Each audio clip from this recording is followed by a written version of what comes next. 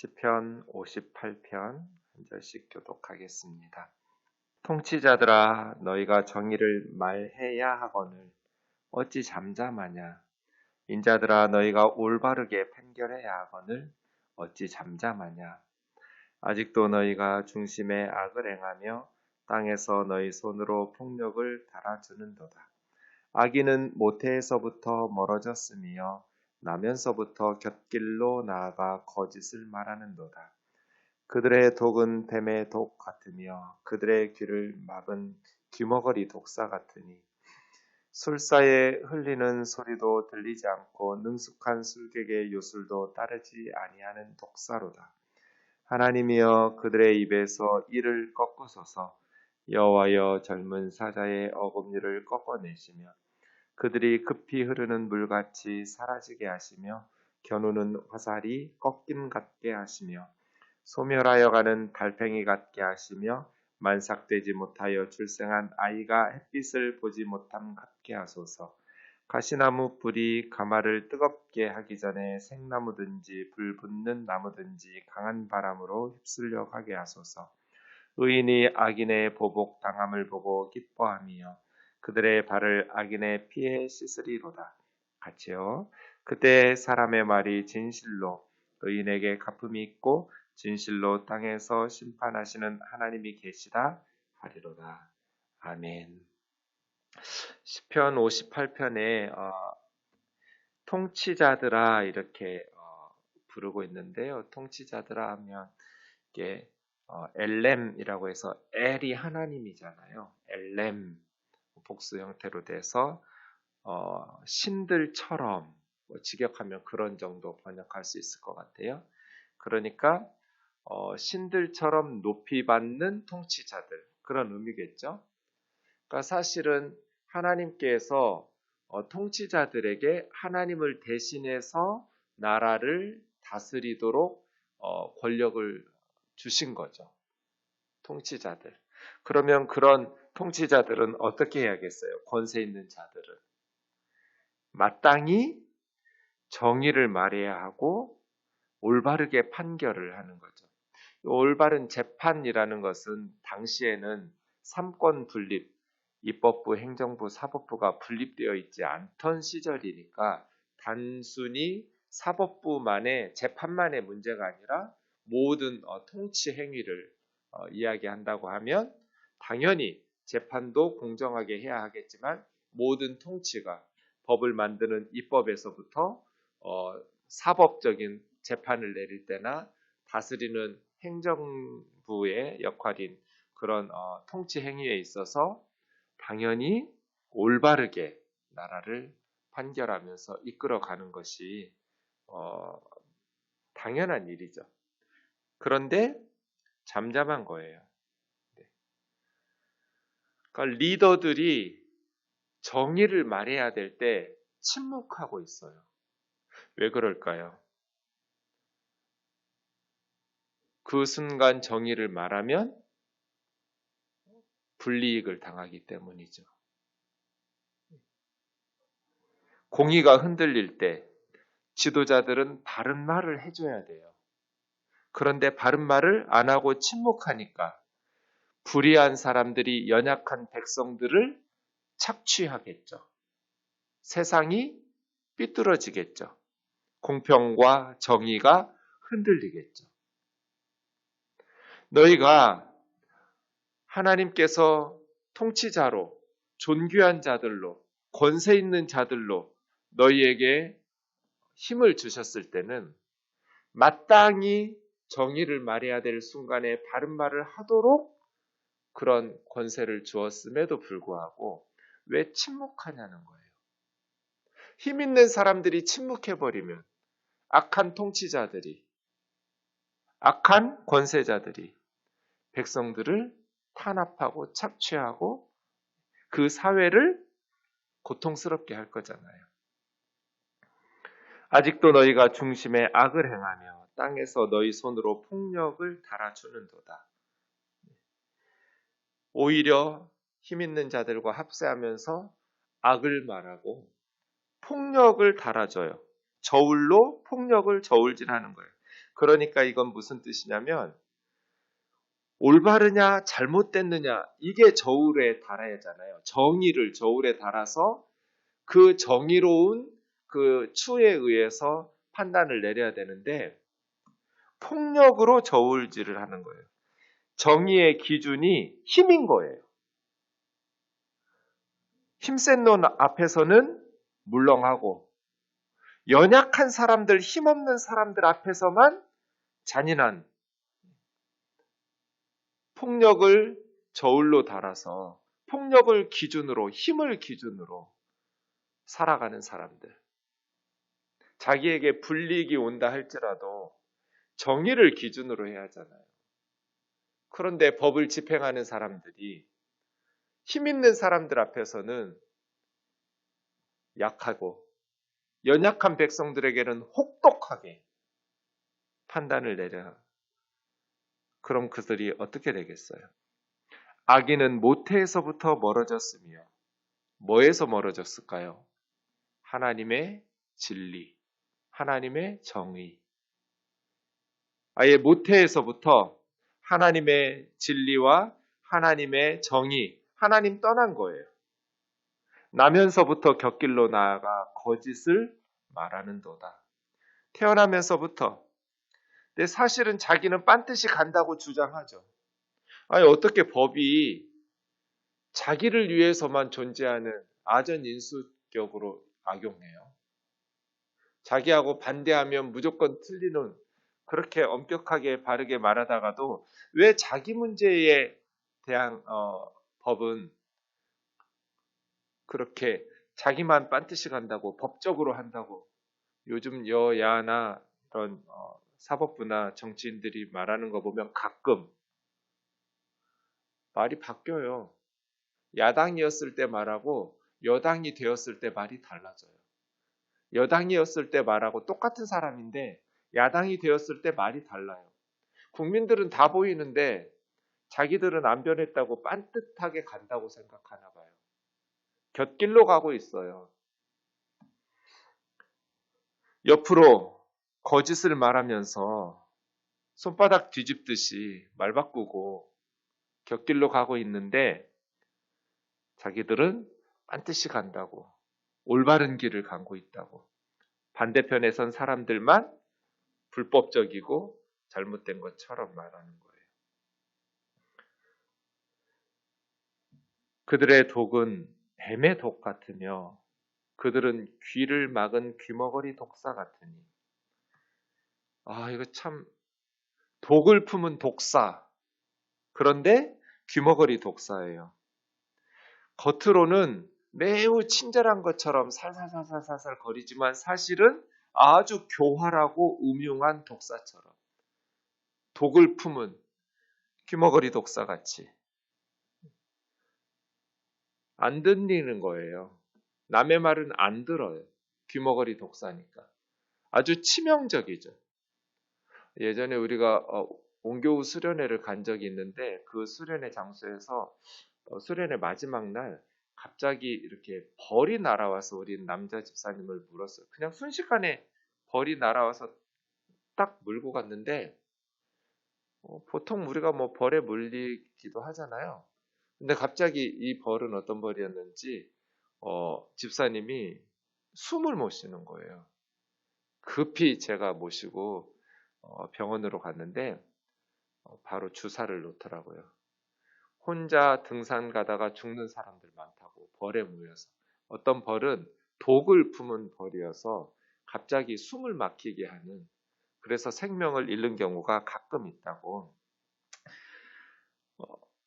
독을 품은 독사. 점점 독이 퍼지면서 죽이는 거예요. 그런데 귀머거리 독사니까 술사에 홀리는 소리도 듣지 않고 왜 피리를 불면 요술사가 피리를 불면 뱀이 춤을 추거나 움직여야 하잖아요. 그런데 이 독사, 귀머거리 독사는 듣지도 않아요. 능숙한 술객의 요술도 따르지 아니하는 독사로다. 그러니까 계속해서 삐뚤어진 길로 가는 거예요. 양심에 위배되는 짓들을 하면 뭔가 좀 변해야 되잖아요. 고통받는 사람들의 모습을 보거나 아니면 자기 자신이 어떤 어려움에 당하거나 그러한 어떤 삶에 하나님의 말씀을 듣거나 더더군다나 하나님의 말씀을 들으면 피리 소리를 들으면 뭔가 변화가 있어야 되는데 내가 이런 통치자가 되면 안 되겠구나. 내가 이런 불의한 재판을 하면 안 되겠구나. 뭔가 깨달아야 되는데 귀머거리 독사예요. 그래서 말을 듣지 않아요.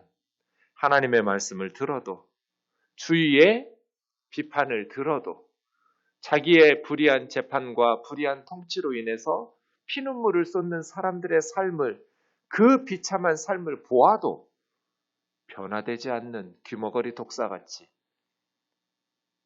못된 짓을 악한 짓을 계속해서 하고 있는 그러한 사람들 1절에서 5절까지는 통치자들아 하면서 이야기했어요. 통치자들아. 그런데 그 통치자들이 공의를 말해야 될 의무를 가졌음에도 불구하고 침묵해요. 이제 6절은 하나님이여 하면서 하나님께 말하죠. 1절에서 5절 통치자들아. 6절부터 11절 하나님이여. 그들의 입에서 이를 꺾으소서. 그 악한 통치자들의 입에서 이를 꺾으면 이제는 물어도 아프지 않겠죠? 이빨을 다 꺾어버렸으니까. 여호와여 젊은 사자의 어금니를 꺾어내시며 젊은 사자가 덮치면 살아남을 수가 없어요. 그런데 아무리 젊은 사자가 덮쳐도 그 젊은 사자의 이를 다 꺾어버리면 물어도 살짝 아파서 한번 해볼 만하지 않을까요? 우리가 사자하고 싸우면 죽죠. 그런데 젊은 사자가 이가 없어요. 그래서 물어도 죽지 않아요. 그럼 한번 싸워볼 만하지 않을까요? 이런 식이죠. 네. 물어도 안 아플 테니까. 젊은 사자 같은 그 악한 통치자들의 이를 꺾으소서. 그들에게서 힘을 제거시켜 달라는 거죠. 그들이 급히 흐르는 물같이 사라지게 하시며 급류처럼 금방 빠져나가 버리는 오래 머물지 않아요. 급히 흐르는 물처럼 신속하게 사라지게 하시며 겨누는 화살이 꺾임 같게 꺾인 화살은 아무런 위협이 되지 않아요. 화살을 꺾어버리는 것처럼 여호와여 악한 통치자들의 이를 꺾으시고 화살을 꺾으시고 급류처럼 금방 빠져 제거되어 사라지게 하소서. 소멸하여 가는 달팽이 같게 하시며 달팽이가 습기가 있어야 살잖아요. 물기가. 그런데 가물어요. 그럼 그 달팽이가 어떻게 되겠어요? 몸집이 점점 줄어들다가 나중에는 껍데기만 남죠. 그렇게 소멸하여 가는 달팽이처럼 수분이 말라가고 움직일 수도 없고 생명력도 잃어서 결국 줄어들어 껍데기만 남는 달팽이처럼 달팽이도 사실은 껍데기 믿고 살지만 위장을 잘하죠. 달팽이라는 동물이. 그런데 잘 숨고 위장을 잘하고 껍데기 믿고 살지만 언젠가는 말라 비틀어져서 껍데기만 남는 그런 달팽이처럼 만삭되지 못하여 출생한 아이가 햇빛을 보지 못하는 것처럼 이건 이제 유산이죠. 네. 태어나기 전에 사라지는 아이처럼 그렇게 악한 사람들은 제거되게 해주십시오. 가시나무 불이 가마를 뜨겁게 하기 전에 생나무든지 불붙은 나무든지 강한 바람에 휩쓸려 가는 것처럼 가시나무에 불을 지펴서 솥이나 냄비를 데워가지고 음식이나 밥을 하거나 국을 끓이거나 이렇게 해야 되는데 불붙은 가지든지 생나무 가지든지 동시에 바람에 날려서 강풍에 날아가듯이 그 악인들이 뭔가 영향력을 끼쳐서 사람들을 괴롭히고 사회를 고통스럽게 하기 전에 강풍으로 악인들을 날려버려 주십시오. 라고 말하는 거죠.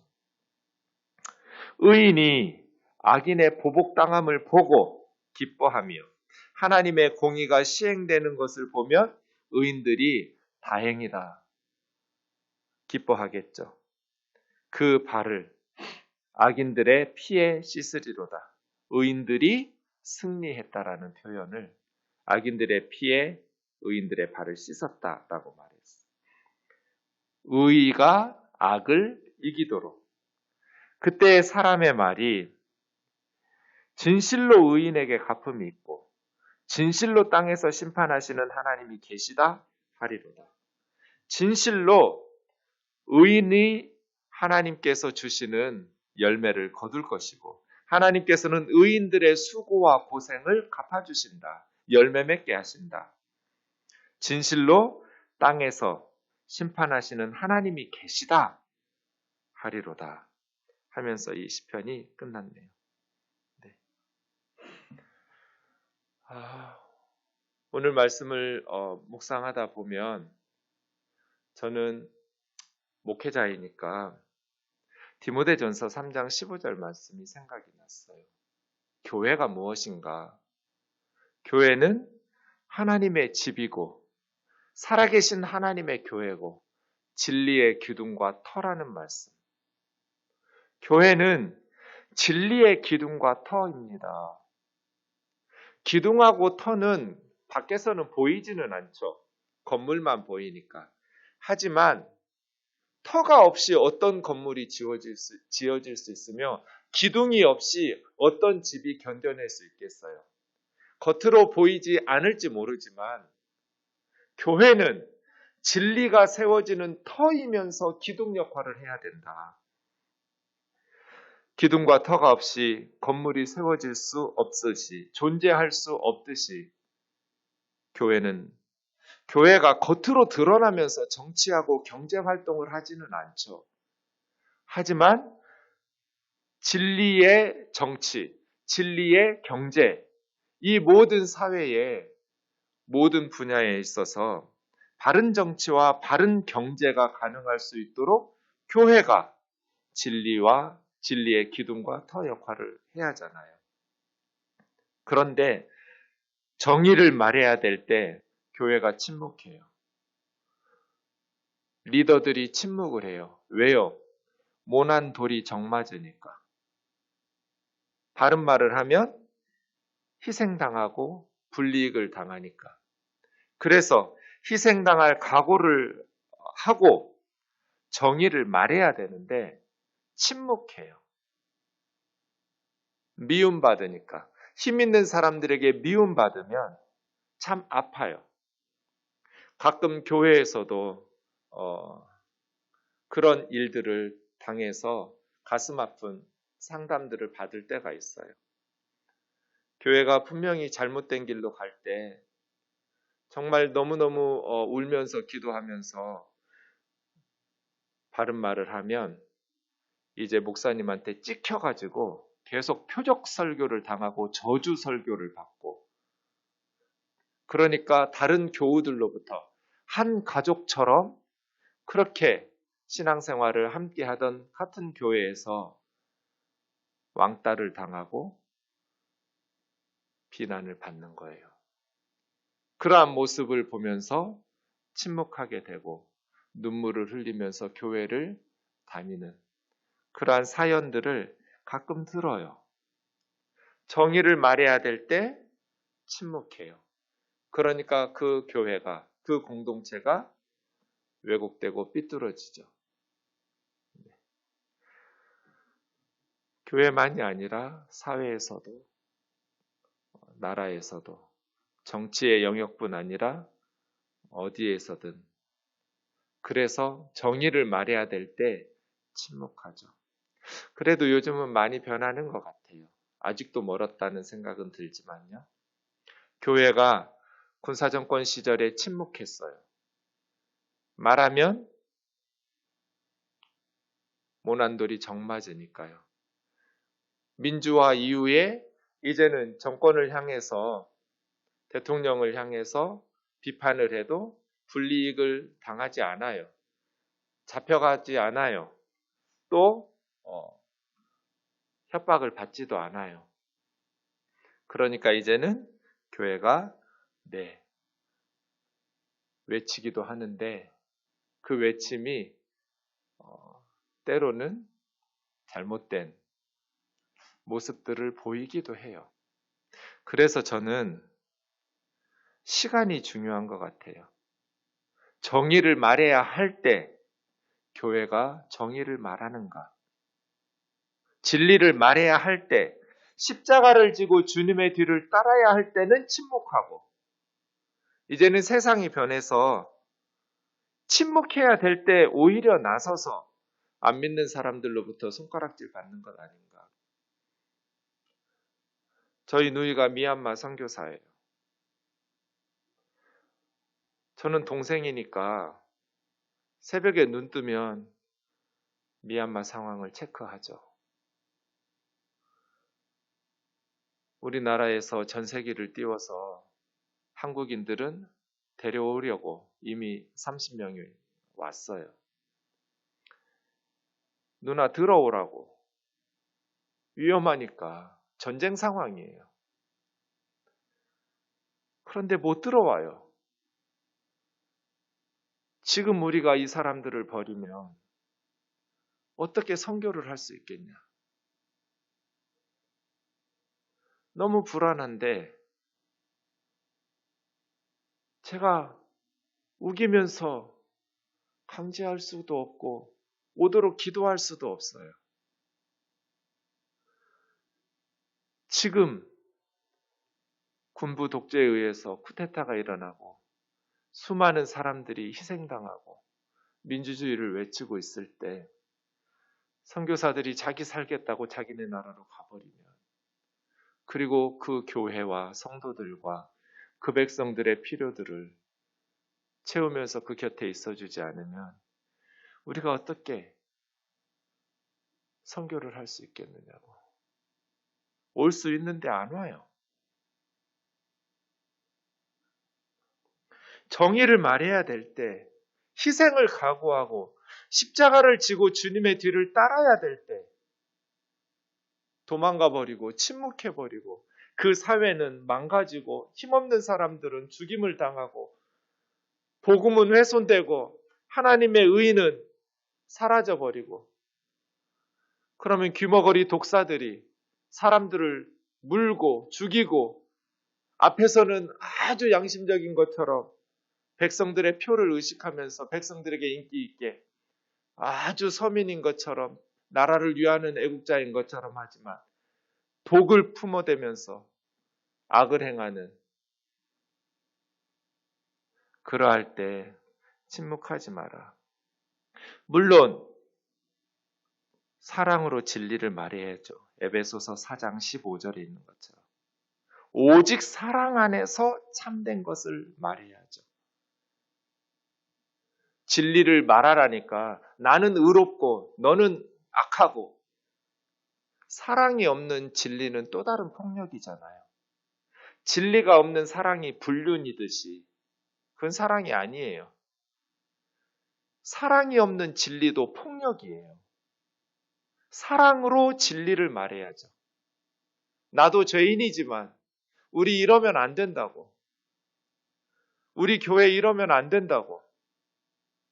우리나라 이러면 안 된다고. 어떻게 하나님의 복을 받을 수 있겠느냐고. 어떻게 하나님의 정의를 말할 수 있고 하나님의 말씀을 외칠 수 있겠느냐고. 사랑으로 진리를 말해야 될 때 침묵하지 마세요. 기도하겠습니다. 사랑하는 하나님 아버지, 교회가 정치를 하지는 않습니다. 경제활동을 하지도 않지요. 하지만 교회는 진리의 기둥과 터입니다. 진리를 말해야 될 때 그리스도인들은 자기 삶의 영역에서, 특별히 하나님께서 높은 지위와 힘을 준 그러한 리더들은 침묵하지 않는 용기를 허락하여 주옵소서. 때로 그로 말미암아 그 사회에서 미움을 받는다 할지라도 사랑으로 기도하며 진리를 말하는 그러한 성도들이 되게 하여 주옵소서. 우리가 사랑으로 진리를 말할 때 하나님께서 지켜 주옵소서. 때로는 희생을 당한다 할지라도 진리를 말해야 될 때, 정의를 외쳐야 될 때 하나님의 백성답게 예수님처럼 그 길을 뚜벅뚜벅 걸어갈 수 있도록 하나님의 백성들을 붙들어 주옵소서. 자비로우신 주님, 교회가 그렇게 부끄러운 모습으로 귀머거리 독사처럼 계속 악한 모습, 불의한 모습들을 가지고 진행되지 않게 하여 주옵소서. 하나님의 말씀에 의해서 변화되게 하시고 하나님의 사람들의 신앙 양심을 일깨우셔서 연약한 자들의 탄식과 눈물과 고통당하는 청년들과 다음 세대의 탄식과 고통을 바라보면서 회개하고 변화될 수 있는 선한 양심과 바른 믿음을 허락하여 주옵소서. 예수님의 거룩하신 이름으로 기도하옵나이다. 아멘.